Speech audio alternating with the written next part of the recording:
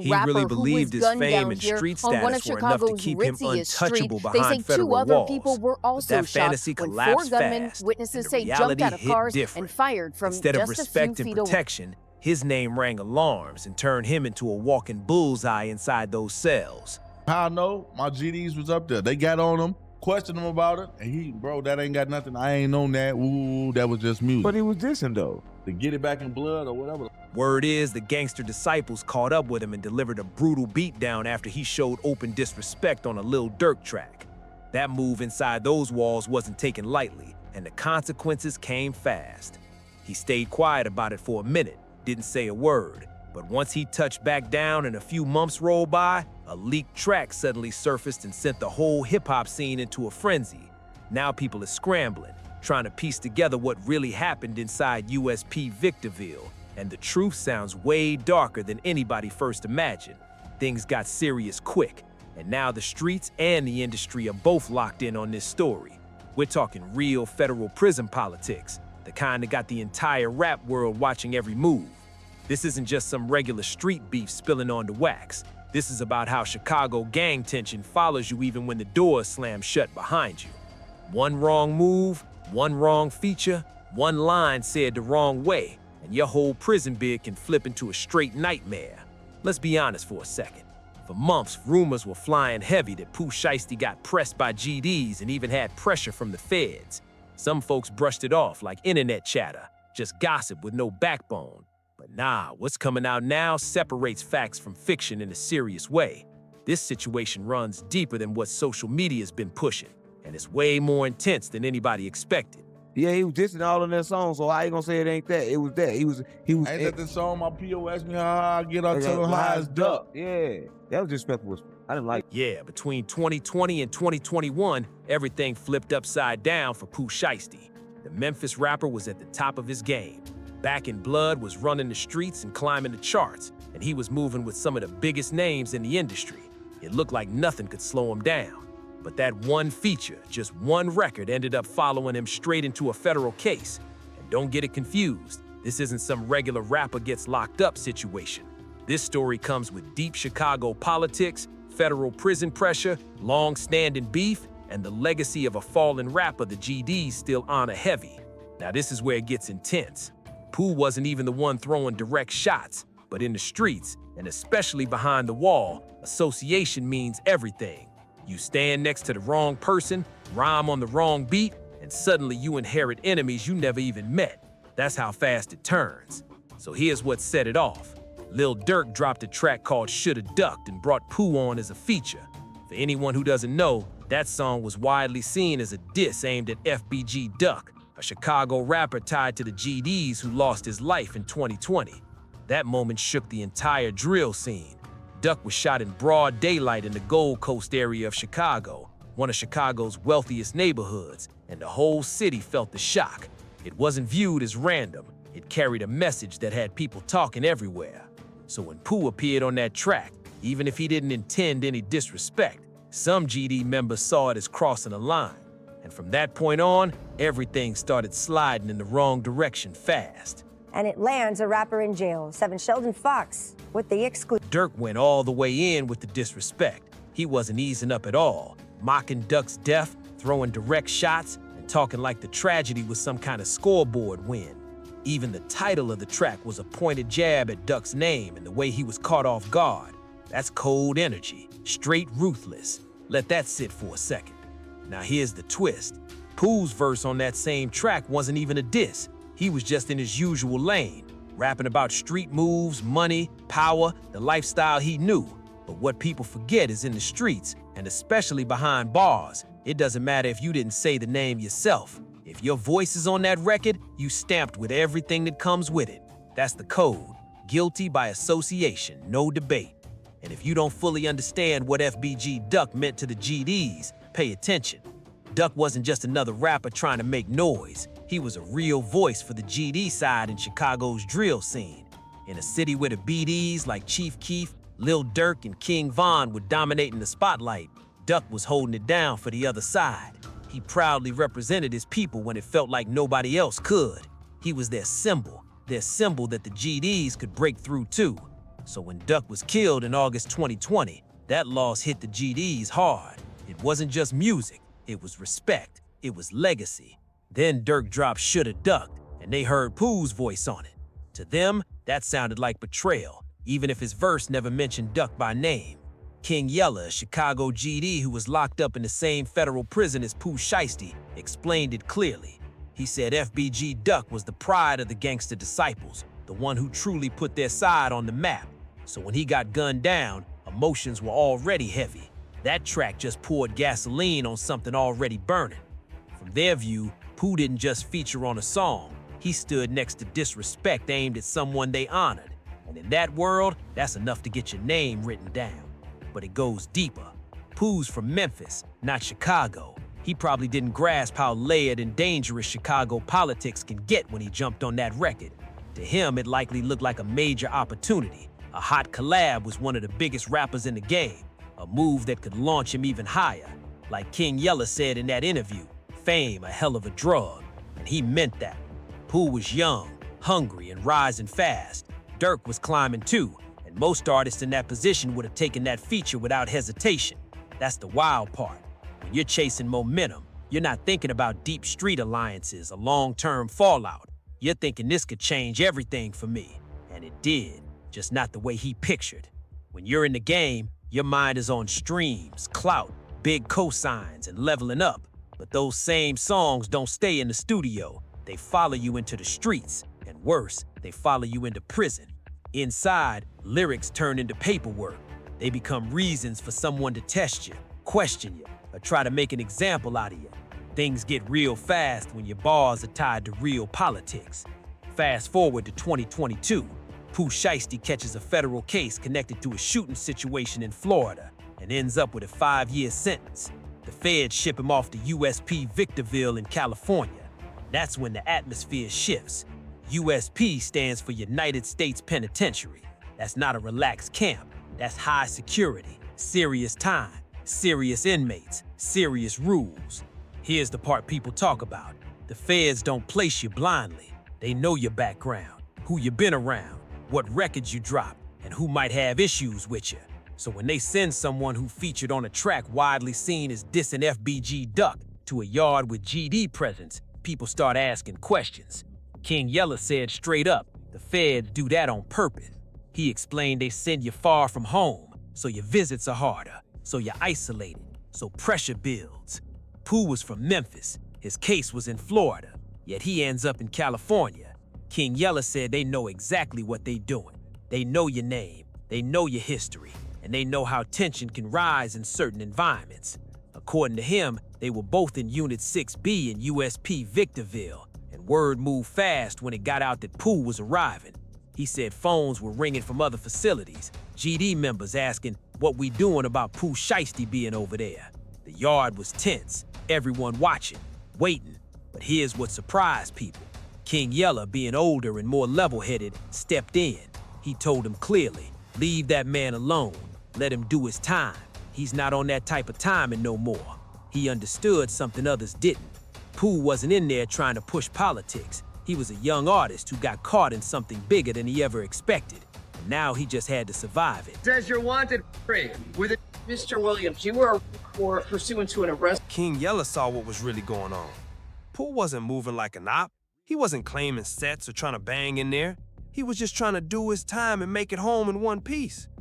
Yella could tell Pooh never fully grasped the politics behind that Dirk track. When he jumped on it, he was just a Memphis kid excited about a major collab with one of the hottest rappers in the game. Fame will blind you. It makes you focus on the come-up, not the consequences. And that's where it gets scary, because once the music fades and those prison gates slam shut, that same song that boosted your career can turn into the reason somebody wants to test you. But not everybody carried that calm mindset like King Yella. According to what later came out, some GDs did eventually step to Pooh Shiesty about that track. Yella was the first to speak on it publicly during his interview with DJ Academics, and at first, people brushed it off like he was just chasing clout. Even Big 30 slid in the comments calling it cap. Then Yella came with proof, real proof. He showed official mail from USP Victorville confirming he was housed in the same unit as Pooh. That changed the tone fast. Suddenly, it wasn't gossip anymore. It was documented. The moment that really stood out was when Yella said, "All my GD homies calling me from the feds like, folks, what's up? What you want us to do about Pooh Shiesty?" That line told you everything. Those weren't keyboard warriors. Those were real inmates behind real walls ready to press a celebrity rapper over a song. Yella broke it down clearly. He said Pooh wasn't on no gang timing in there. He wasn't pushing disrespect. He explained it like, he did the song Shoulda Duck, Dis and Duck. Pooh probably ain't know no better. Fame a hell of a drug. That quote hit heavy because it showed how deep the misunderstanding ran, both in the streets and inside the system. When someone gets pressed, that's face-to-face energy. It's a direct check. If you don't handle it right, it can go left fast. The GDs felt that track cross the line, and Pooh's name being on it automatically put him under the spotlight. Even with Yella trying to cool things down, tension was in the air during his time at Victorville. It might not have exploded into something massive, but pressure was there, and pressure behind the wall is no joke. What made it even louder was Pooh's silence. When Yella later spoke again in his interview with DJ Vlad, Pooh could have gone online, cleared it up, denied everything, but he didn't say a word. In street culture, silence speaks volumes. If something's false, people usually shut it down quick, but when nothing gets denied, folks start connecting dots. At the same time, Yella showed real maturity. He could have encouraged drama. He could have told his people to handle it. Instead, he said leave him alone. That's growth. That's someone choosing peace over ego. And that kind of mindset is rare in a culture where retaliation often gets praised louder than restraint. Still, not everyone thinks like that. That's why situations like this keep happening. Cycles keep repeating. Artists get caught in conflicts that started in the studio but end up following them into real life. Yella even revealed that Pooh was in the exact same unit he had just paroled from. He said, Pooh Shiesty on the same yard, the same exact unit I just came home from. He in USP Victorville, Unit 6B. That's how he knew the layout, the faces, the environment. Then came the moment people were waiting on. After finishing his bid and coming home, a leaked track surfaced where Pooh finally addressed what went down in Victorville. The internet lit up instantly. On that record, he mentioned his first day on prison transport and clashing with GDs. He didn't say directly, yeah, they beat me up. But if you understand prison talk, you already know what clashed implies. That's coded language. That means there was tension. That means it got physical. The fact that he even brought it up tells you it stuck with him. Rappers don't casually speak on what happens inside unless it mattered. By mentioning the GDs on the track, he indirectly confirmed there was truth to what Yella had been saying. But here's the smart part. Pooh didn't frame himself as a victim. He acknowledged the situation without making himself look weak. That balance is everything in hip-hop. Image is survival. If your name gets labeled soft, it follows you. That leaked record shut down a lot of speculation. Nobody could just say Yella made it up no more. Pooh addressed it through music, which is how artists speak their truth. That takes courage. It's easier to ignore rumors and hope they fade. Instead, he faced it and turned it into a verse. And the bigger picture goes beyond one artist. This situation exposes how drill music and gang politics can collide in dangerous ways. Pooh is from Memphis. He's not from Chicago. He didn't have personal ties to FBG Duck, but because he wanted that feature with Lil Durk, because he wanted to ride the biggest wave in the game, he ended up linked to a conflict that wasn't originally his. That's the side of the industry people avoid talking about. When you're young and hungry, you're thinking about streams, recognition, and leveling up. You're not thinking about how a single verse could follow you into a federal penitentiary. But inside those walls, music becomes paperwork. It becomes proof. It becomes a reason for someone to test you. One line, one collaboration, that's all it can take to flip everything. And the history behind it runs deep. The tension between GDs and BDs didn't start overnight. It's decades old, it's layered, it's emotional. When FBG Duck was killed in 2020, it wasn't just another headline. For the GD community, it was a heavy loss that still echoes. So when Shoulda Duck dropped and Pooh's voice was on it, many saw that as disrespect to Duck's memory. Pooh learned firsthand that fame doesn't create a shield inside federal prison. Behind those walls, there's no superstar treatment, no special pass, no cheering fans, just structure, politics, and survival. If you tied to the wrong situation, it can affect your safety, not just your reputation. And this story isn't only about Pooh Shiesty. It reflects a bigger issue in the culture. We've watched talented artists lose freedom or even their lives over conflicts tied to music. King Von, FBG Duck, Lil Durk facing legal battles, Lil Thug fighting the RICO case. These aren't just headlines. They're reminders of how quickly art and real life can mix in ways nobody expects. The list just keeps growing. Every time the streets start talking, it sounds new, but the pattern never changes. We hype the violence, diss the dead, brag about spinning blocks, then act like surprised when real-life consequences crash in.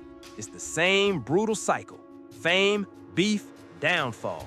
And everybody pretends they didn't see it coming. But if you've really been paying attention, the writing's been on the wall for years.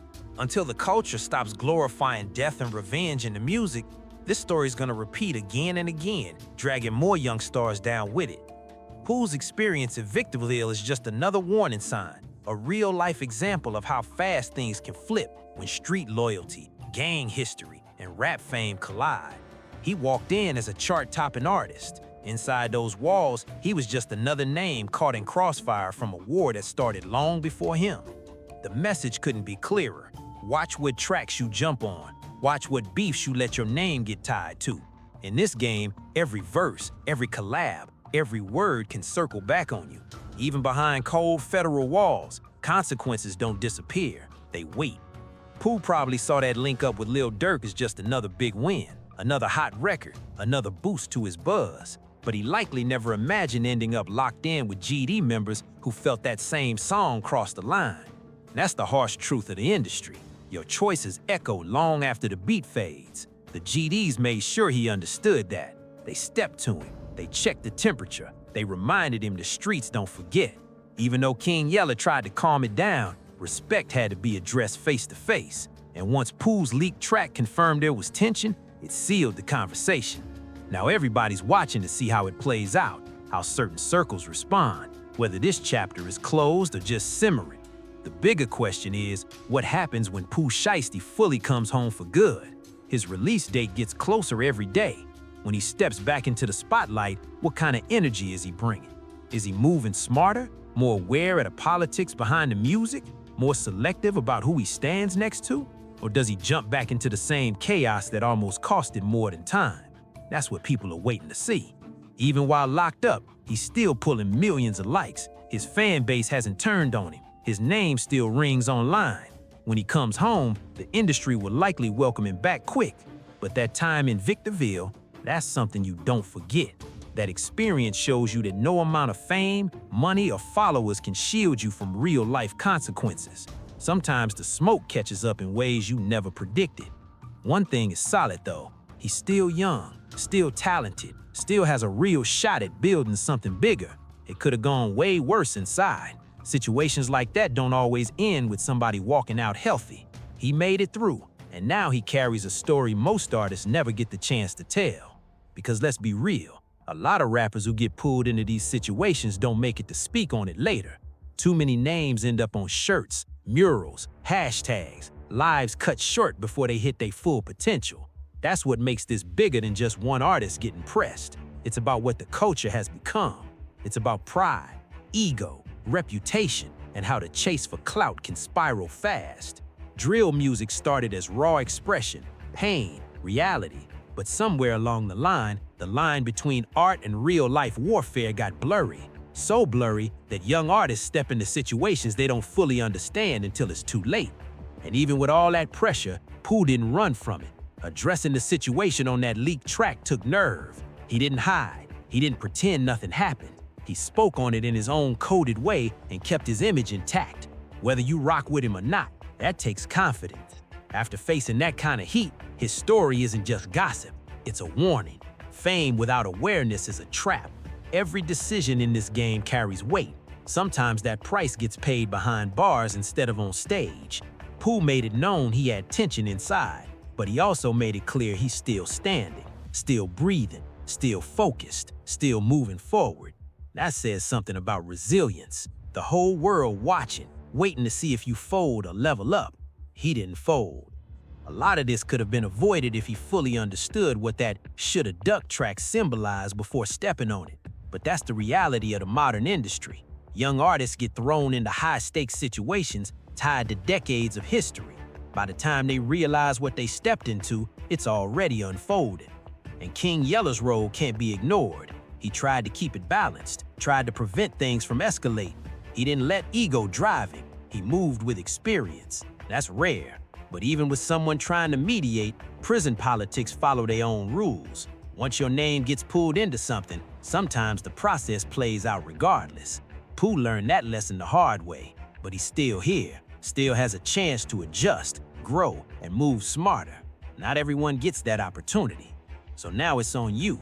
What do you think about Pooh's situation and how he handled it? Was jumping on that Lil Durk track a mistake from the start?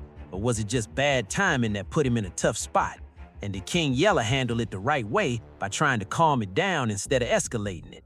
Drop your thoughts in the comments below. Let's really talk about it. If you rock with deep dives like this, make sure you like, subscribe, and share. Tap that notification bell so you don't miss the next breakdown right here on Street Smoke. We bring you the real stories behind the culture. No filters, no extra hype, just straight analysis. At the end of the day, this isn't just a headline. It's a lesson for every young artist chasing features and fame without understanding the politics behind the beats. Every move matters, every verse has weight, and sometimes those choices follow you further than you ever imagined. Stay sharp, stay aware, and stay tuned for the next one.